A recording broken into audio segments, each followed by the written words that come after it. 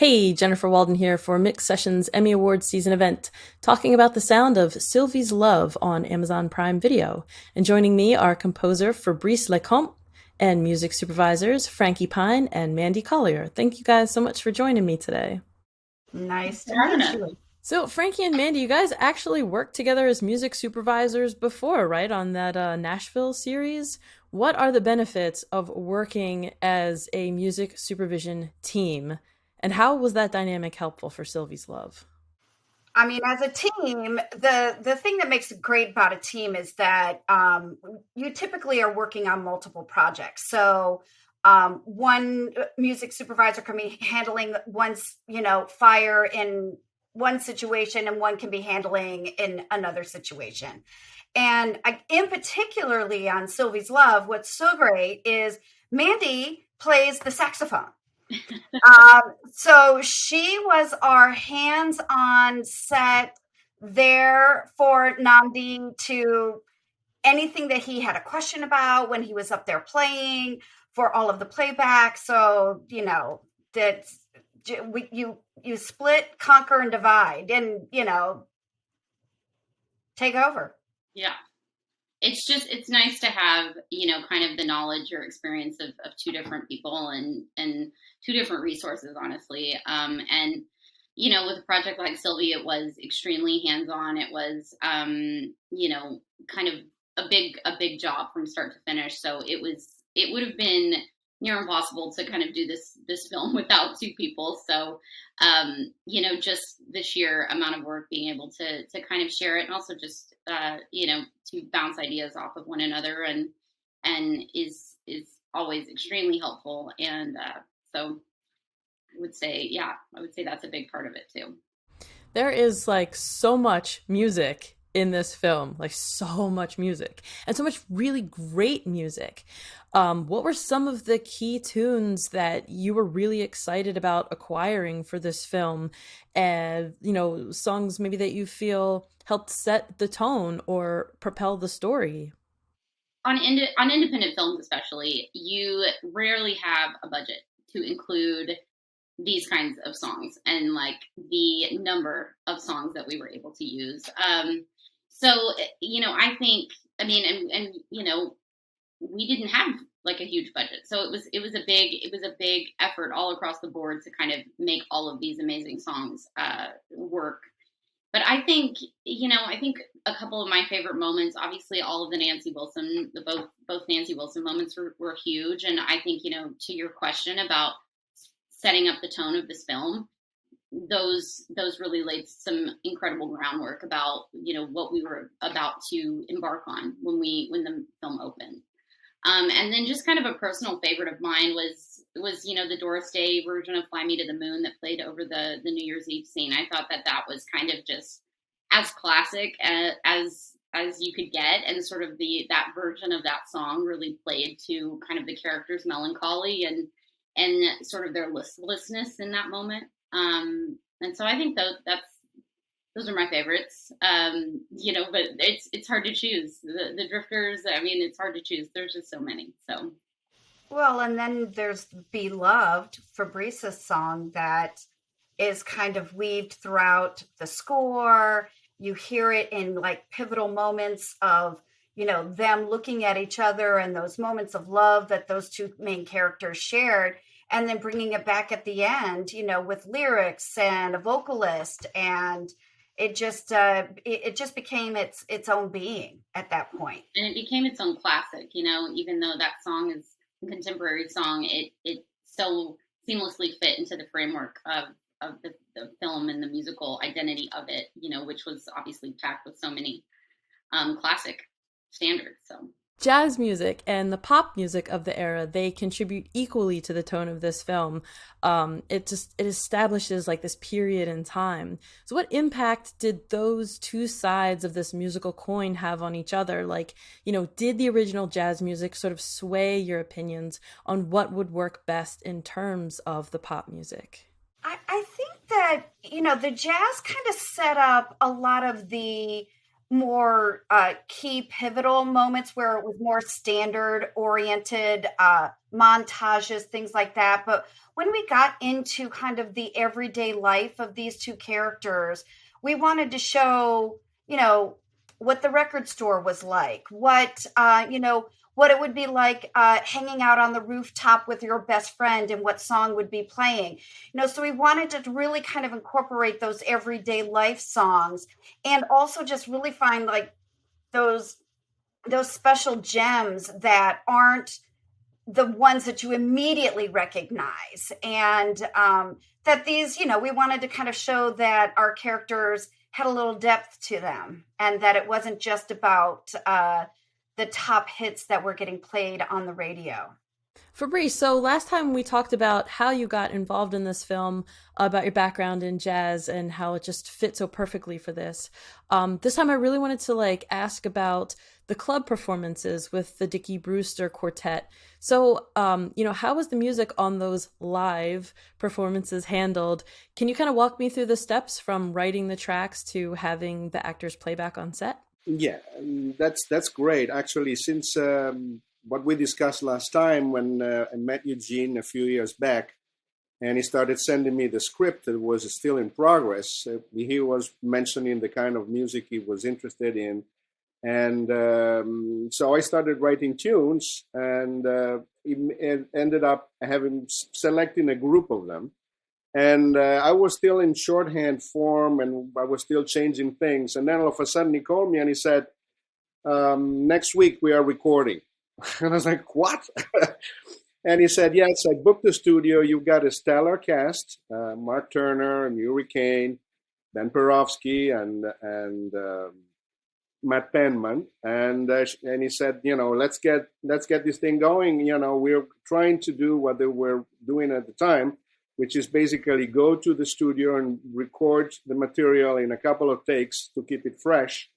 And given how you're writing the music and the quality of the players, I'm sure it's going to come out magnificent. And we were both very, very, very, very happy with the way it was performed. And that was the first step before even it was decided to complete, all the details of the movie. Actually, it was the first stage. And then afterwards, they got more into production. And then the second stage eventually was to write a variation of one of them, Beloved, and with a large orchestra, because they wanted massive strings and a large traditional orchestra to do all the background music. And so you recorded these in the studio, you got them all ready for the actors to play back on set? Yes. He needed them before he was shooting the movie because he needed to have Mandi to learn the part and then play over them. And all the other players too. We had to get all the parts to the other players and make sure that they were at least well versed enough that it looked like they knew what they were playing. Yeah, actually, the bass player is a real jazz bass player. Yeah, so but even the others, they look fantastic. They studied, I guess. Great. Yeah, and I think that they studied old films of the groups of the era, how they were moving, what was the attitude, how they were feeling the music, and trying to mimic that. It was, I think, very realistic. I thought it came out really well. Yeah, very convincing. So for these live performances, was there one that was just really tricky to kind of get right, to get the feel of it right, to get the look of it right?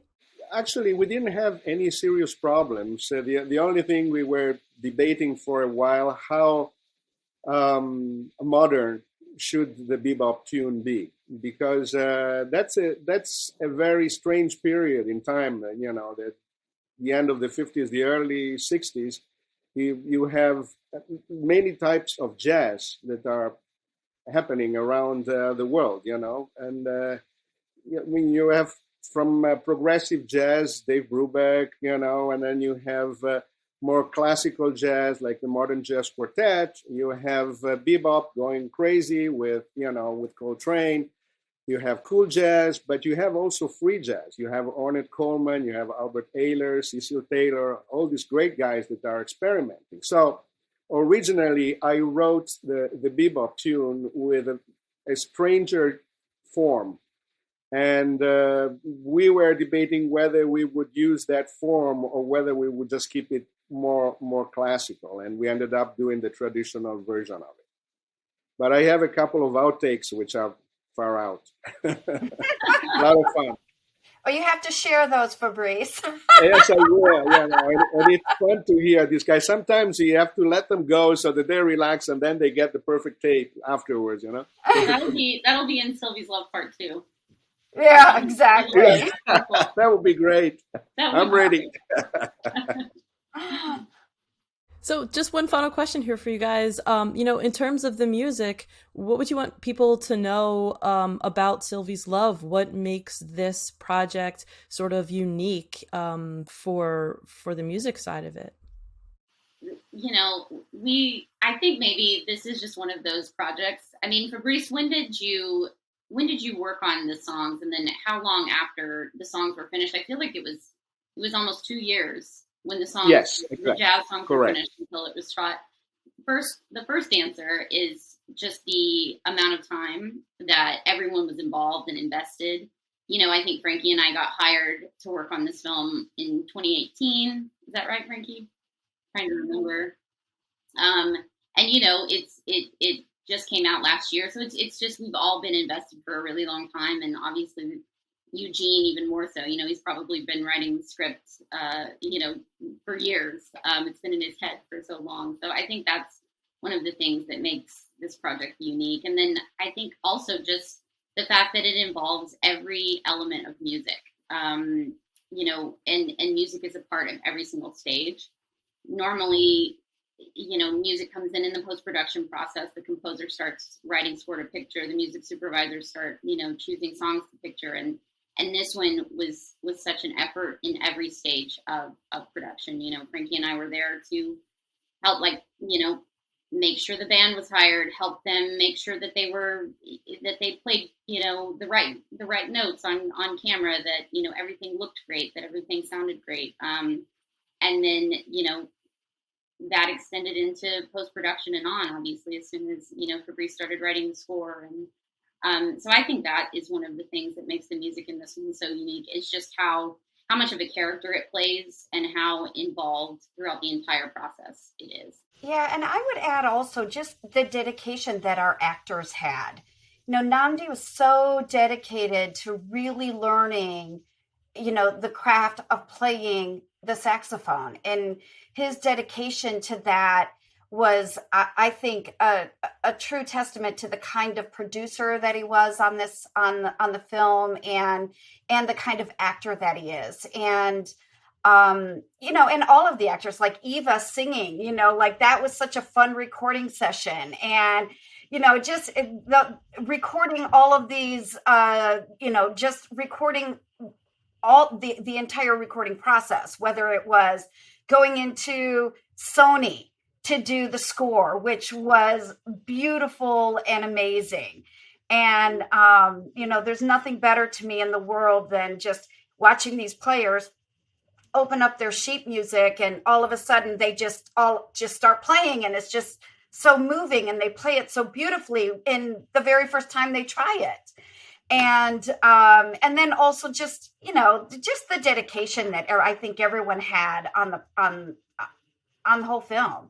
That was wonderful, and the fact that everyone was so lovely too. So nice. Yeah, I agree. And Frankie and Mandi were incredible throughout it all. I mean, I felt like I was so pampered. I just write the music. We'll take care of everything else. They were like incredible.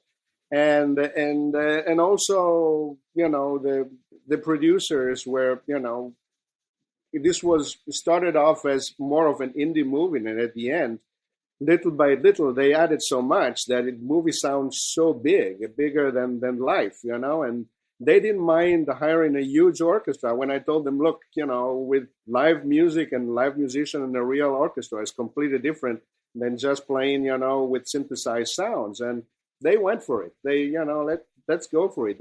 I love that, the fact that everybody is committed and is taking the leap and faith, and it was really great, very inspiring to work with them. One thing I love about this music is how woven into the fabric of the story the music is. Every piece of music feels like it fits there and has a reason to be there. Nothing feels like a last second afterthought.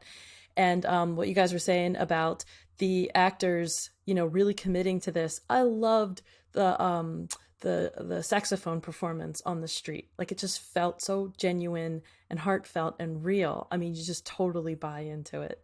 So fantastic job on the music, fantastic job on the film. Best of luck at the Emmys this season. Thank you guys for joining me. Thank you. Thanks for having Jennifer. us. Great to see you again. Great to see you too. Thank you, Frankie. Thank you, Mandi. You are wonderful, all of you. Guys. So nice to meet you guys.